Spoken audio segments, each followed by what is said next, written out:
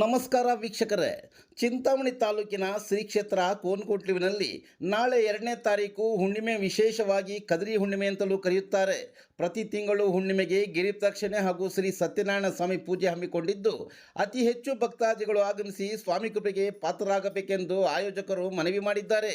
ಇದೇ ತಿಂಗಳು 3ನೇ ತಾರೀಕು ಚಂದ್ರಗ್ರಹಣ ಹಾಗೂ ಕದ್ರಿ ಹುಣ್ಣಿಮೆ ಬಗ್ಗೆ ಶ್ರೀ ಕ್ಷೇತ್ರ ಕೋನಕೋಟ್ಲು ದೇವಸ್ಥಾನದ ಪ್ರಧಾನ ಅರ್ಚಕರಾದ ಅನಂತ ಶಯನಾಚಾರ್ಯ ಅವರು ಸವಿಸ್ತಾರವಾಗಿ ತಿಳಿಸಿದ್ದಾರೆ. ಈ ಮಾಹಿತಿ ನೀವು ತಿಳಿದುಕೊಳ್ಳಿ, ಬೇರೆಯವರಿಗೂ ಶೇರ್ ಮಾಡಿ. ಓಂ ಅಸ್ಮದ್ಗುರುಭ್ಯೋ ನಮಃ. ಶುಕ್ಲಾಂಬರಧರಂ ವಿಷ್ಣುಂ ಶಶಿವರ್ಣಂ ಚತುರ್ಭುಜಂ ಪ್ರಸನ್ನವದನಂ ಧ್ಯಾಯೇತ್ ಸರ್ವವಿಘ್ನೋಪಶಾಂತಯೇ. ಯಸ್ಯ ಧೃತವಕ್ರಾದ್ಯಾಃ ಪಾರಿಷದ್ಯಾಃ ಪರಶ್ಯತಂ ವಿಘ್ನಂ ನಿಘ್ನಂತಿ ಸತತಂ ವಿಶ್ವಕ್ಸೇನಂ ತಮಾಶ್ರಯೇ. ಪ್ರಿಯ ಭಗವದ್ಭಕ್ತರೇ, ನಾವು ಶ್ರೀ ಕ್ಷೇತ್ರ ಕೋನಕೋಟ್ಲು ಲಕ್ಷ್ಮೀ ವೆಂಕಟರಮಣ ಸ್ವಾಮಿಯವರ ದೇವಾಲಯದ ಪ್ರಧಾನ ಅರ್ಚಕರು. ನಮ್ಮ ಹೆಸರು ಅನಂತ ಶಯನಾಚಾರ್ಯ ಅಂತ. ಈಗ ಮಾರ್ಚ್ 3ನೇ ತಾರೀಕು ಮಂಗಳವಾರದಂದು ಹುಣ್ಣಿಮೆ ದಿನ ಬರತಕ್ಕಂತಹ ಕೇತುಗ್ರಸ್ತ ಚಂದ್ರಗ್ರಹಣ ಒಂದು ವಿಶೇಷತೆ ಹಾಗೂ ಆ ಪೌರ್ಣಿಮೆ ದಿನ ಕದ್ರಿ ಹುಣ್ಣಿಮೆ ಅಂತ ಕೂಡ ಕರೆಯಲಾಗುತ್ತದೆ.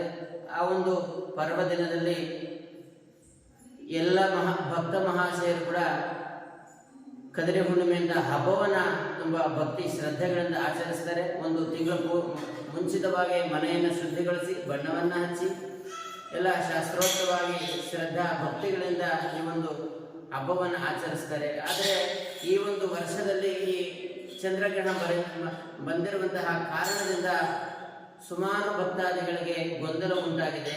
ಅದು ಯಾವ ರೀತಿಯ ಗ್ರಹಣ ಬಂದಿದೆಯಲ್ಲ, ಯಾವ ರೀತಿ ನಾವು ಈ ಒಂದು ಹಬ್ಬವನ್ನು ಆಚರಿಸಬೇಕು, ಯಾವತ್ತು ಆಚರಿಸಬೇಕು, ಯಾವ ರೀತಿ ಆಚರಿಸಬೇಕು ಅಂತ ಗೊಂದಲ ಬಂದಿದೆ. ಆದರೆ ಚಂದ್ರನ ದರ್ಶನ ಪಡೆದು ಆದ ಮೇಲೆ ಉಪವಾಸವನ್ನು ತೀರಿಸಿಕೊಂಡು ಆದ ನಂತರ ಈ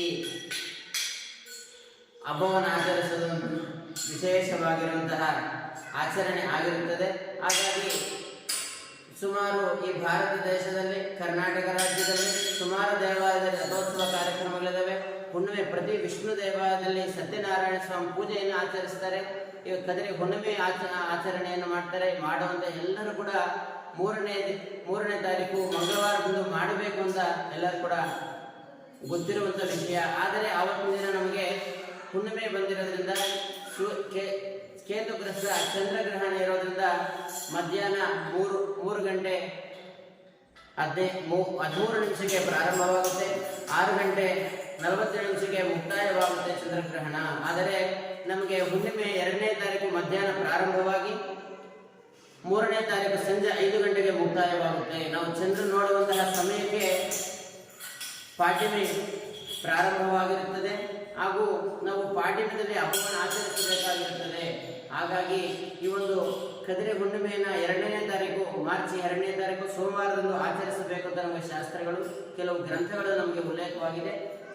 ಪಂಚಾಂಗ ಶಾಸ್ತ್ರ ಹೇಳ್ತಾ ಇದೆ ನಮಗೆ 2ನೇ ದಿನ ಹುಣ್ಣಿಮೆ ಇರೋದ್ರಿಂದ ಆವತ್ತಿನ ದಿನ ಈ ಒಂದು ಕದ್ರಿ ಹುಣ್ಣಿಮೆ ಹಬ್ಬವನ್ನು ಆಚರಿಸಿ 7 ಗಂಟೆಗೆ ಸರಿಯಾಗಿ ಚಂದ್ರನ ದರ್ಶನವನ್ನು ಪಡೆದು ಉಪವಾಸವನ್ನು ತೀರಿಸಿಕೊಂಡು ಈ ಒಂದು ಆಚರಣೆಯನ್ನು ಮಾಡಬೇಕು. ಹಾಗೂ ಗ್ರಹಣ ಸಮಯದಲ್ಲಿ ಗರ್ಭಿಣಿಯರು ಯಾರು ಕೂಡ ಹೊರಗಡೆ ಹೋರಾಡಬಾರದು. ತುಂಬಿರುವಂತಹ ಹಸುಗಳನ್ನು ಯಾರು ಹೊರಗಡೆ ಕಟ್ಟಾಕಬಾರದು. 3 ಗಂಟೆಗೆಲ್ಲಾನು ಊಟ ಮುಗಿಸಿರ್ಬೇಕು. ನಾವು ಊಟ ಮುಗಿಸಿ ಆ ಒಂದು ಗ್ರಹಣ ಇರುವಂತಹ ಸಮಯದಲ್ಲಿ ದೀಪವನ್ನು ಬೆಳಗಿಸಿ ಮನೆಯಲ್ಲಿ ಆ ದೇವರ ಧ್ಯಾನವನ್ನ ಮಾಡಿದ್ರೆ, ಜಪವನ್ನ ಮಾಡಿದ್ರೆ, ಆ ಪಿತೃದೇವತೆಗಳಿಗೆ ಒಂದು ಎಡೆಯನ್ನ ಇಟ್ಟಾಗ ಆ ಪಿತೃದೇವದ ಆಶೀರ್ವಾದ ನಮಗೆ ಪಡೆಯುತ್ತೆ. ಆ ಚಂದ್ರಗ್ರಹ ಒಂದು ಅನುಗ್ರಹ ನಮಗೆ ಲಭ್ಯವಾಗುತ್ತೆ. ನಮಗೆ ಮುಂದೆ ಆಗುವಂತಹ ಎಲ್ಲಾ ರೀತಿಯ ಸಮಸ್ತ ಶುಭ ಕಾರ್ಯಗಳು ಸುಸೂತ್ರವಾಗಿ ನಡೆಯುತ್ತೆ. ಹಾಗಾಗಿ ಯಾವುದೇ ರೀತಿಯ ದೋಷವಿದ್ರೂ ಸಹ ಆ ಗ್ರಹಣದ ಮಾರನೇ ದಿವಸ 4ನೇ ತಾರೀಕು ಬುಧವಾರದಂದು ನಿಮಗೆ ಹತ್ತಿರದಲ್ಲಿರುವಂತಹ ದೇವಾಲಯ ಬಳಿ ಹೋಗಿ 1 kg ಅಕ್ಕಿಯನ್ನ, 1 kg